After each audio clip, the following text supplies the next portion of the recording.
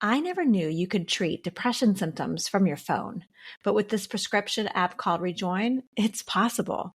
It's for adults age 22 and up with major depressive disorder who want to add to their antidepressant medication. And get this, it's the first and only prescription app authorized by the FDA to treat depression symptoms. Rejoin does not replace your current medication. Be sure to use as directed by your healthcare provider. And if your depression symptoms worsen, seek help immediately. Get started today by talking to your healthcare provider or visiting meetrejoin.com. That's meet, REJOYN.com. Hey there, welcome to episode 391 of the Find Your Food Voice podcast. I am Julie Duffy Dillon, registered dietitian and your host, and I have not been this excited to record an episode in a very long time. I am thrilled to be able to share an interview that I just had with Elizabeth Ayiku. Elizabeth is the writer, director, producer of the film Me Little Me. This is a film that I also just watched. It's one of the reasons why I'm so jazzed right now, because I watched this film and then a few hours later, I was able to actually speak to Elizabeth and process it. And believe me, I tried to find folks who had already watched it, but it hasn't been released yet. So not many people have seen it. And this was just such a gift, selfishly, for me to be able to sit down and chat with Elizabeth about making this film, why it was made, some of the particulars, and unpack some of the really poignant parts. So a little bit about Me Little Me. This is a film that shows a person who is just working full time, trying to make ends meet, and also trying to access recovery from an eating disorder. Elizabeth describes in this interview why she chose to portray eating disorder recovery in the way that it's described in this film. There are a few spoilers in there in this interview, so just be aware of that. But like I mentioned at the end of this interview with Elizabeth, I finished watching this movie feeling very hopeful. And I think you will too. So enough of all of this. I can go on and on, but let's get to this interview with Elizabeth Ayiku. But first, we're going to take a quick sponsor break and we'll be right back. Hey there, Elizabeth. Thank you for joining me. Hi, Julie. It's so nice to talk to you. And I know we had a few minutes to chat before we push record, but I'm still reeling a little bit from this film. And I've never been able to talk to someone who made a film after I've felt all the feels. Oh. And before we recorded this, before we jumped on, there's a few of my colleagues who I Voxered. I don't know if you know about Voxer, but that it's like a walkie-talkie app that you can leave voice notes on. And so I have a few colleagues that we have these messages that we go back and forth. And I'm like, has anyone seen this yet? I need someone to talk to me about Me Little Me, because I'm feeling a lot. So I haven't heard back yet. So I'm so excited to talk to you about this. This was just such a great film for me to watch as a provider. Can we start with who is this film for? Wow. Yeah, I made it.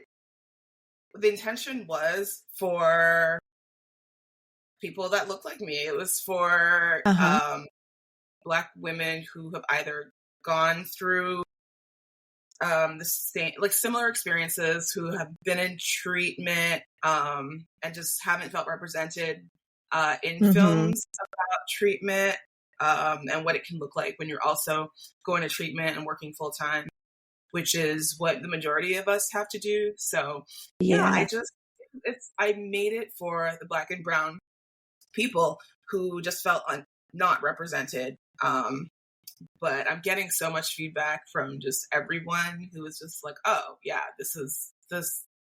I'm people who aren't even in treatment. It's interesting. We were talking about how it's a slice of life film and it's really just about life and getting through life. So I'm having people who or have issues with substance, or just, they're like, oh my gosh, this is my life. This is what people don't know, and movies aren't made like this. And I was just like, oh, okay, good. I'm actually really glad that this is what it's become. So the way you portrayed treatment was different than I've ever seen it in a movie, or Right. seen it and even in a documentary too. And Yeah. also different that as me, a provider, has experienced it. And Oh, a okay. little bit about my like clinical experience. I've always worked outpatient. I never worked in like a higher level of care, but I certainly worked with a lot of people who've gone through higher levels of care. And uh, it was really interesting for me as a provider to see how the tools that we like are always like throwing out there, how they actually look in like real life. And I was like, oh, there's the meal plan sheet on the cupboard. Yep. There's the mantras, all those tools, like to actually see it, and then yeah, like the way you portrayed someone actually utilizing treatment. And me as an intensive outpatient, so someone listening is like, what does that mean? Yeah, you go to work, or you go to school, you take care of your family, and then go to treatment. I don't know, sometimes at night, maybe, or 4 o'clock till like nighttime. Is that kind of the treatment that Mia was Well, going through? exactly. Four till it was, Okay. yeah, four till nighttime, like maybe 8:30 or 9. Like it was, yeah, Yeah. that's what I'm remembering for Yeah. myself. Well, and the really cool thing that you did is when Mia was going to treatment, I didn't know it was treatment at first. Oh, It okay. because it was like, what is this? And Yeah, like I love that you intentionally made treatment something that wasn't maybe necessarily how it's been represented before, but it looked like, oh, this is actually what it is like. Like I maybe because I was feeling like um not that I was Mia, but I was like closely next to her, and just trying to like fit it all in with work, having to figure out a way to like ease your way out so you could actually access it. mhm. What made you want to do that part to like make to add, the complexities of everything? I guess just because of how you mentioned, that's not how treatment is portrayed in films or TV that I've ever seen, and it was frustrating for someone who's gone to treatment and it looked completely different for me. And I know other people have gone to treatment the way I have, so I was just like, I want our experiences to be portrayed. I wanted it to be portrayed accurately for the people who've gone through it the way I have. So I couldn't do Mm-hmm. residential or just move into a place, like, which is how it's, because it's Hollywood. They always need people to live in the thing because that's all they know, I think, of what treatment is Yeah. to a house. And it's, I don't know, what I see in those movies, and I'm talking collectively, I'm not naming just one, I mean all the ones that I can remember, it doesn't look like, I don't know what's going on, but it doesn't look like treatment. Maybe there's some group, maybe there's some group therapy, uh, you know, um, and not even group therapy, just like some group shares, like some, so Right. and that's it. And then they go about their lives and then they're better and they left treatment and they're like, oh, yay, I've stopped, my substance, or I stopped my eating disorder. Now it's time to go Mm-hmm. back in. It's frustrating because it's so much hard work. It is like having a full-time job than having another full-time job. And Yeah. Yeah. I wanted that to come across because, Yes, it did. that's It that. Thank it you. did come across. Yes. Because And something as a it's, provider that I needed to always remember is like I would expect my clients to do certain things. And as I say this, if you're a past client of mine, I hope that I actually wasn't like this. There were times where I could appreciate that like my expectations were so high because I forgot that this wasn't the only thing that a person was having to take care of in their life. And yeah, like it's so much more complex. it's yeah, and I had some clinicians attend the South by Southwest screening, and they were just like, "Whoa!" Like I have so much of a different perspective, like for my clients now, and I just like, and it made me happy because, yeah, they're like, I don't know, I feel like treatment maybe has got better. I went in 2009. It's been so long, but like, Mm-hmm. from what it's different. Like, it's there's a few people, not a few, but like one, I got some feedback about the dietitian being the villain. Like, So mean. Tell who was the dietitian actually. So I Oh, wasn't sure who. Yeah. Yeah. oh, Yeah. okay. Yeah. Well, there. I mean, yeah. It's blurred. Like who? Yeah, I didn't quite say. And this is the dietitian, and this is. I thought Mm-hmm. it was those things where like, if you know, you know. These are just treatment people who like have who just like Mm-hmm. Mm-hmm. do certain. But yeah.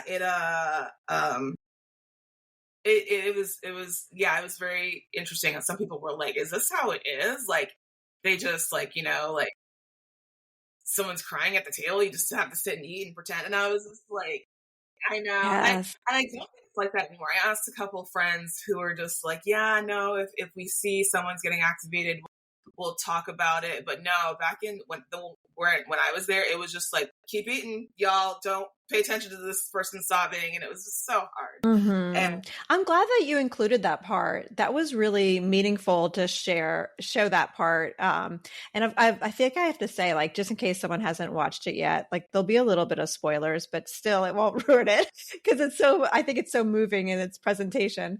But yeah, there's a person in this that is a newer patient or newer client to the treatment, and they're kind of getting used to just having to eat these meals um and the group I don't know, I don't know if I was like reading more into it than it was intended, but like seeing the group watching this person navigate the first few bites of eating in treatment, um what I saw was them like seeing themselves probably there, knowing what it's like, and just like holding the space, but also like there's nothing you can really do besides just be in. it's a horrible. It's a there's so many feelings involved, and I wanted to just kind of hone in on everyone's face to kind of just get those Yes, emotions that was great. across. Thank you, because Mm-hmm.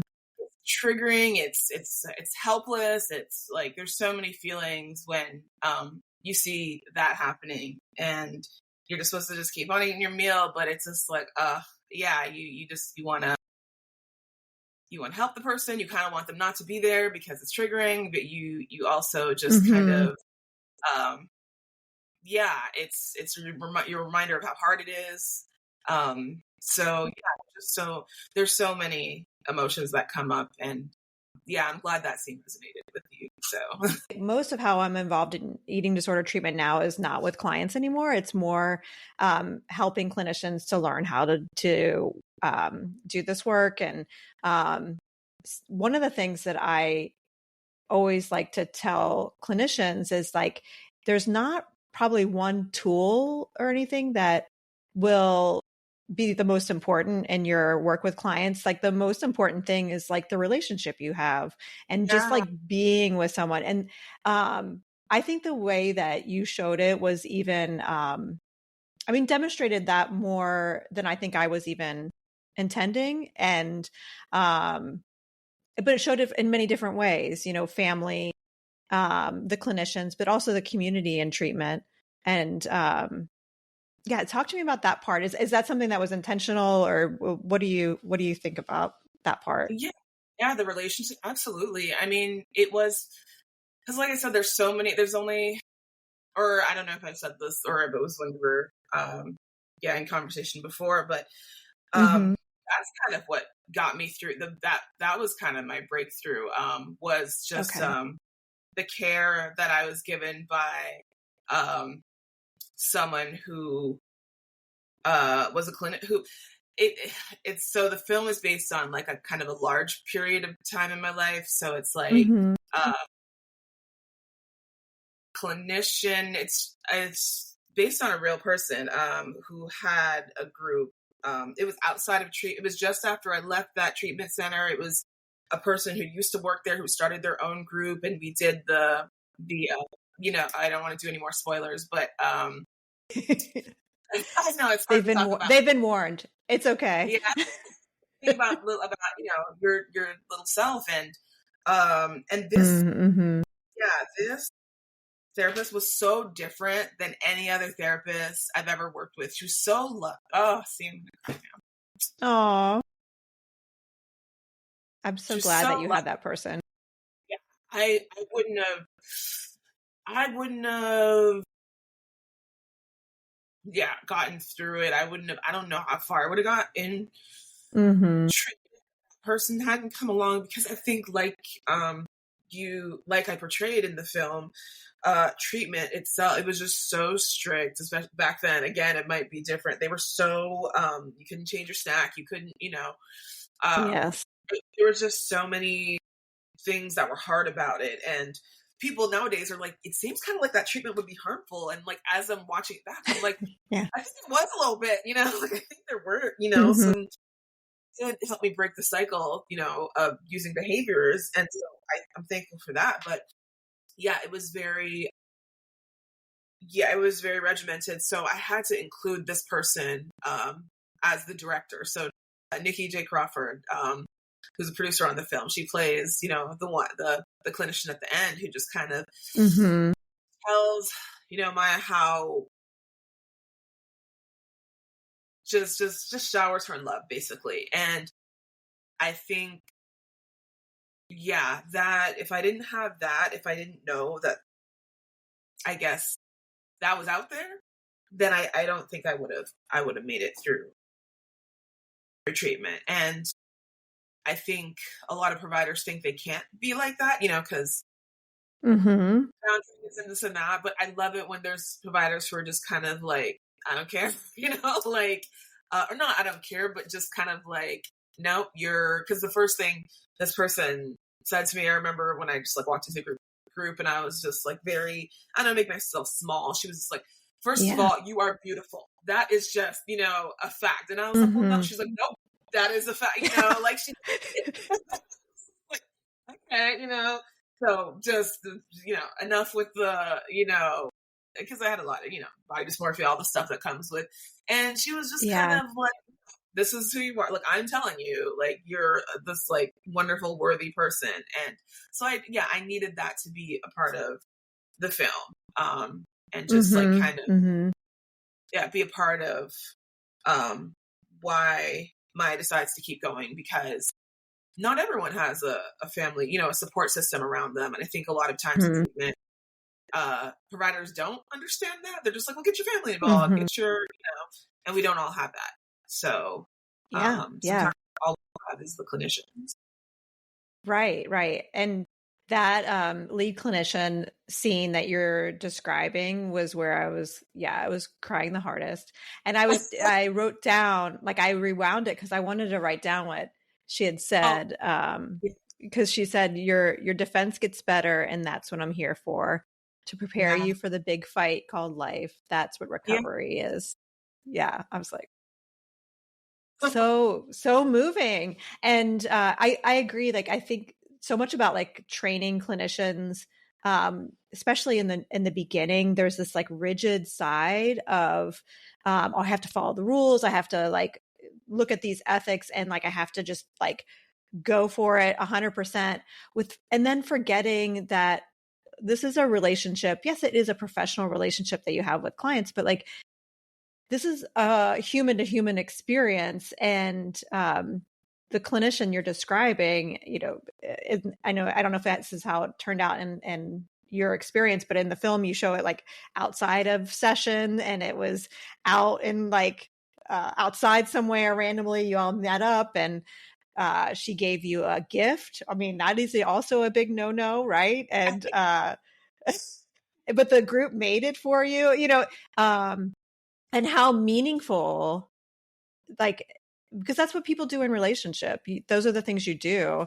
You show up for people and you meet them where they are. And I think that you have to remember that you're a human being if you're a clinician, and and support people and meet them where they are. So that was a really that was important for me as a clinician to see that, to remind me of that part. So I really appreciate that a lot.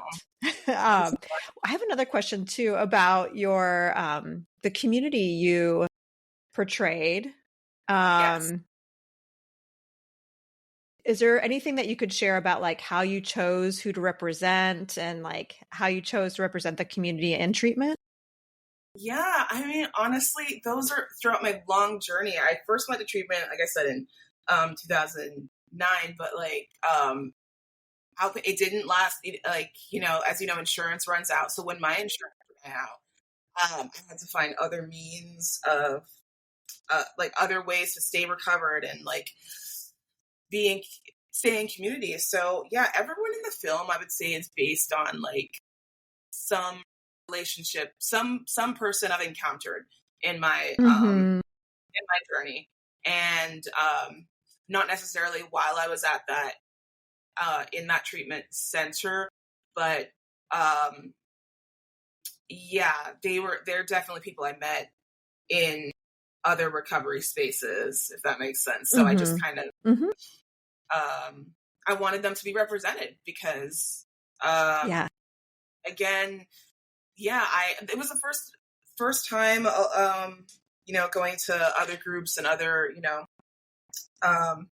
things for recovery that I saw other people of color, other men. It was, and this sounds insane to say now, it's 2024, but 2009, early 2010s, it was just like, men being in treatment. I don't know, it was a whole thing. There was like women only treat. It was different, so yes, for sure. It was so different. So I was just like, oh my goodness, like, and we had so many similar stories, and they're just like people who I just love so much that I was like, no, they need to be portrayed in the film.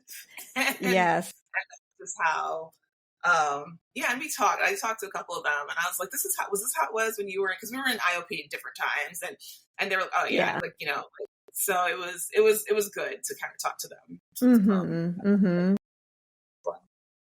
Yeah, I loved the different types of people you showed in treatment. And I think there's going to be lots of different people who have never seen themselves represented in treatment who are going to see themselves. And there was one person in treatment in particular that I just was like, oh, I hope everybody has someone in treatment with them like this. Like the person who kept inviting you to, I say you, but in the film, inviting Mia to get together over the weekend or get together outside of treatment, and just kept following up, even though she kept getting shot down, but just like, always saying, hey, I want to connect with you.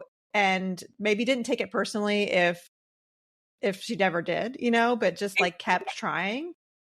I loved that so much. Even relationships are so hard because you're always, it's like you don't know where someone's at and their recovery, if they're feeling, you know what I'm saying, up to going out. But there, you always do have a treatment bestie or two, and I wanted that to be you too. Like there's people again who I just love so much from that time in my life. So I needed them to be portrayed in just like in just this lovely way.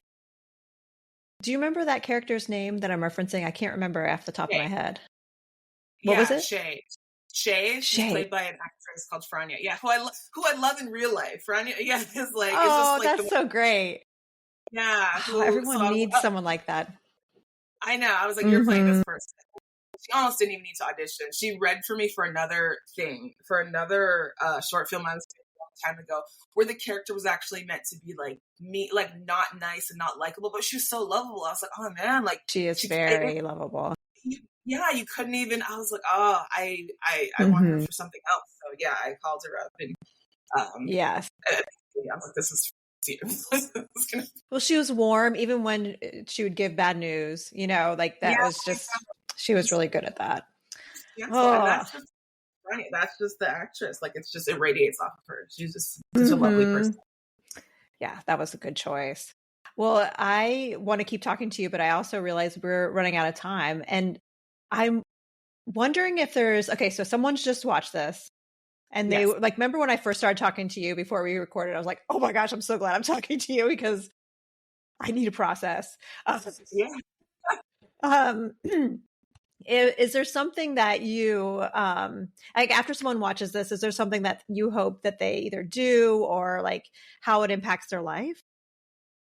I mean, just be good to yourself. It sounds it's like such a generic piece of advice, but literally, don't be so. I've been told this my whole life that I'm hard on myself, and I hate it. And I didn't know what that. Excuse me, I didn't know what that meant. I didn't understand why people were saying that. I'm like, what? I'm just working. I'm just doing regular stuff. Like, why are you saying I'm being hard on myself? But literally I was, and I didn't know that wasn't like just regular, like wasn't a normal way to be, like, Mm-hmm. um so I mean, literally just be gentle with yourself. Like, we really are. We're so, yeah, we're just think about how you would talk to someone else. This is something I learned in treatment. Like, would you speak to someone else the way you're talking to yourself? And half the time I don't talk to myself in a very nice way. Still, I'm just like, if I have a deadline, I'm like, oh, come on, get your stuff together, and I'm like, oh, that's rude. You wouldn't talk to Yes. someone, a coworker, like that. So just, Mm-hmm. literally, I felt like that was the answer, especially for that time in my life, because I was just Be filled with so gentle. much shame. Just be gentle with yourself. It's okay to Mm-hmm. just Mm-hmm. take the time. And yeah, Mm. that's Love that. I love that because I think everybody needs that, especially now. Be gentle and yeah, let yourself be easy on yourself. It's okay. yeah, You it's don't have to be okay. hard. Mm-hmm. So I know that Me Little Me is going to be streaming very soon, and um, if someone wants to watch this, what's the best way to stream it? So on November 8th, we're going to be on Apple and um, Amazon Prime. So it'll be for rent and Mm-hmm. sale. And I think you said Mm-hmm. you're going to put something in the description, but we Yes, I can. partnered with Project Heal. So there's going to be a pre-sale period if you purchase the film on Apple. So if you go to Apple TV and purchase during the pre-sale period, which is November 1st to 7th, a portion of the proceeds, I think $1, will go of each sale will go to Project Heal. And they've become an organization that's really dear to my heart. They've Yes. made so many intentional changes, and there's so many people that I care about who are part of Project Heal, and I see what they're doing, and I hear how they advocate for us, for communities of color, for marginalized communities in general. So I just want to, I want, yeah, to smash the pre-sales, and I want all. Yes. Let's smash the pre-sales. Yes. Well, I'm bumping up this episode release so we can catch the November 1st. And yes, no, I mean, let's do it. Let's smash the pre-sales. I love that. Yes. I've seen Project Heal help on a one-to-one basis, working with clients, how people are able to get treatment. And so, yeah, let's do it. Thank you for making this film. Thank you for chatting with me and helping me to unpack all the things. And I didn't say this yet, but when I finished this film, I felt so hopeful. And Oh, it's not like you ended it in a way where everything is just like done and perfect either. right. But it felt real and hopeful. So thank you so much for doing that. Thank you for supporting the film. You're like, yeah, Julie's an OG supporter of the film, so I couldn't have made it without you. So thank you so much. Yeah. Well, thank you for doing it. I mean, I can't wait to hear like everyone's experience watching it. So thank you. Thank you. So there you have it. I hope you enjoyed my conversation with Elizabeth Ayiku and discussing Me Little Me. And like Elizabeth mentioned in the interview, the Me Little Me is in partnership with Project Heal. And if you purchase the film on Apple during the pre-sale period, so that begins very soon on November 1st until it launches or is released on November 8th, a portion will be donated to Project Heal. Project Heal is an amazing organization that helps people with eating disorders and all different types of people with eating disorders, especially underrepresented folks, and to actually access treatment. I've seen Project Heal work firsthand with my clients to be able to access treatment. So it's a wonderful organization. I highly encourage, if you are going to actually purchase Me Little Me, which I strongly encourage you to do because it is a kick-ass film. Whether you're interested in eating disorders or not, it's just an amazing film. But to pre-order it on Apple. So we'll put a link below to make it easy for you. And I cannot wait to hear what you think about this film. Do you need to have a place to process it? shoot me an email, comment below, do all the things, because I am so ready to process this with you. It was a very moving film, and I can't wait to hear what you think about it. All right, until next time, take care.